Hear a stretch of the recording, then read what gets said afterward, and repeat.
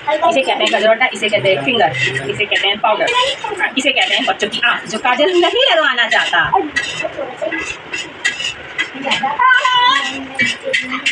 तो बस बस बस बस दिखा दो, थोड़ा सा पास में लाके दिखा दो।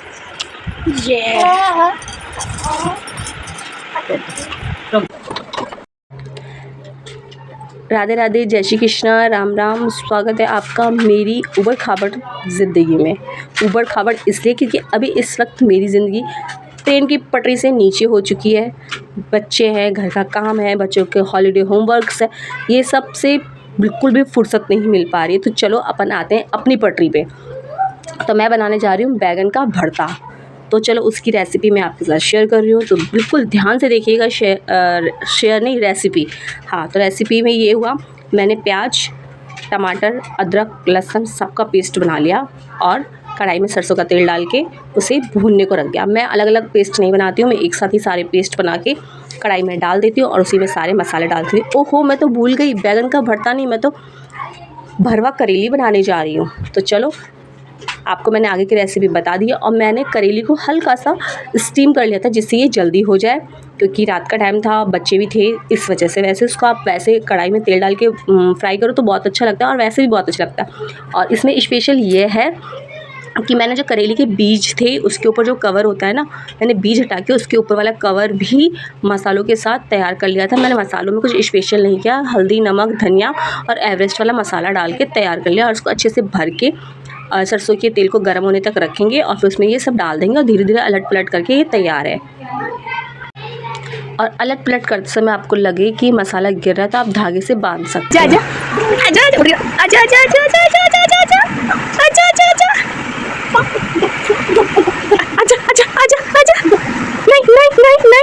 मैंने आपके साथ जो रेसिपी शेयर की है वो नाइट की थी, इसके बाद ये मॉर्निंग टाइम है, ये लोग सो रही थी और मैं नीचे अपना किचन का काम समेट रही थी। लगभग सारा काम हो चुका था। मैं बैठ के आराम से जो आराम वाली चाय होती है ना, बस वो सिप सिप करके पी रही थी, तब तक आ गई ये। और ये मुझे देख के इतनी खुश होती है ना, ऐसा लगता है पता नहीं बरसों बाद जो खुशी मिलती है ना, जैसे हम ससुराल से मायके जाते हैं जो हमको खुशी मिलती है, वैसे ये मुझे देख के खुश हो जाती है। तो बस फिर ये था नीचे वाला रूम जो हमारे किचन के पास में, ये मेरी बड़ी वाली जेठानी का रूम है। वो अभी है नहीं, वो गाँव गई हैं, तो इसकी रिस्पॉन्सिबिलिटी भी मेरे मत्थे है।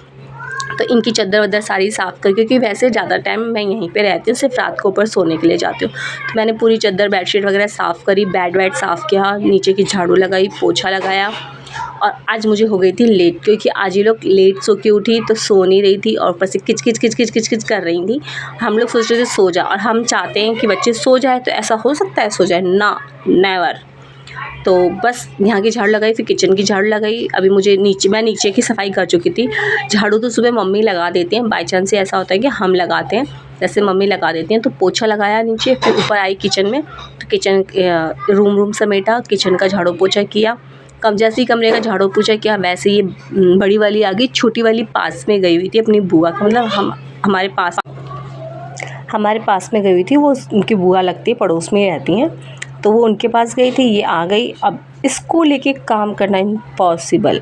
वैसे तो लगभग जब किचन में काम रहता है तो इसके दादा दादी के पास ये दोनों रहते हैं, लेकिन अब इसकी दादी गई थी नहाने और दादा किसी काम से गए थे बाहर, और मुझे लेके काम करना पड़ा। मेरे को जितना टाइम काम करने में नहीं लगता है ना, उससे डबल काम है ना इन लोगों को लेके काम करने में लगता है। तो मुझे ऐसा लगता है कि 5 मिनट कोई पकड़ ले तो मैं 10 मिनट वाला काम 2 मिनट में करके रख दूँ। तो बस फटाफट मैंने किचन में भी पोछा लगाया, इधर से उधर मारा, उधर से इधर मारा करके फटाफट पोछा लगाया। पोछा लगा के मुझे नहाना था, कपड़े धोने थे, ये 2 काम मेरे बाकी थे। पूजा मैं इस समय नहीं करती हूँ, क्योंकि बच्चों को आप लेते रहते हो, टॉयलेट कर देते। अब मान लो मैं नहा के आई, बच्चों को भूख लगी, तो आप पहले पूजा करोगे, बच्चों को दूध पिलाओगे, तो इसलिए मैं इस समय अवॉइड कर रखी हूँ। तो छोटी वाली दीदी कर लेती, जैसे कि हम लोग 3 जने हैं। अभी पहली वाली गाँव गई हुई है, दूसरी वाली पूजा वूजा कर लेती हैं। तो वो पूजा करने के लिए वो भी उनको भी पहले नहाना पड़ता है, तो मतलब सबसे पहले नहाना पड़ता है। तो वो भी नहा रही थी और फिर बस मेरा ही था, तो मैं अब सोचती हूँ टाइम से पूजा हो जाए तो इसी सही रहता है। तो फिर वो भी अपना थोड़ा सा निपटा के काम चली जाती हैं अपना पूजा वूजा की तैयारी करने। तो इसके बाद बस अब वो आ रही है नहा के, और ये देख के इतनी वो रही है बस मुझे यहाँ से उठा लो।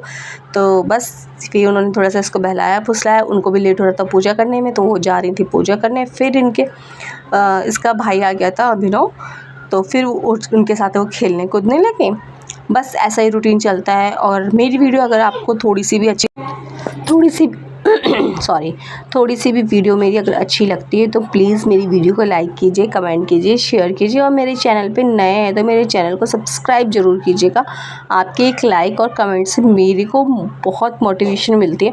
वैसे तो मेरे को ये इतने ख़ास अच्छे व्यूज़ नहीं जा रहे, मैं शाम तक रोज़ सोचते हैं अरे यार, मतलब एक तो ट्विंस के साथ आप पूरा दिन बिताओ, फिर ऊपर से जॉइंट फैमिली का प्रेशर रहता है, काम है, ये है, सब कुछ मेरे घर पे सब कुछ टाइम टू टाइम होना चाहिए। आप अगर 10 बजे मतलब शाम को अगर 5 बजे चाय चाहिए तो चाहिए, 5:30 नहीं होनी चाहिए, ठीक है। इतने प्रेशर में रह के काम करना, फिर ऊपर से मैंने ये यूट्यूब का, आपको पता है मैं 4 साल से ट्राई कर रही हूँ यूट्यूब पे, लेकिन करती रहती हूँ, फिर छोड़ देती हूँ, फिर करती रहती हूँ, फिर छोड़ देती हूँ। लेकिन इस बार मैंने सोचा है नहीं, मुझे ऐसा कुछ नहीं करना है, मुझे इस पे फोकस करना है, और आप लोगों का साथ बहुत ज़रूरी है। Please support me.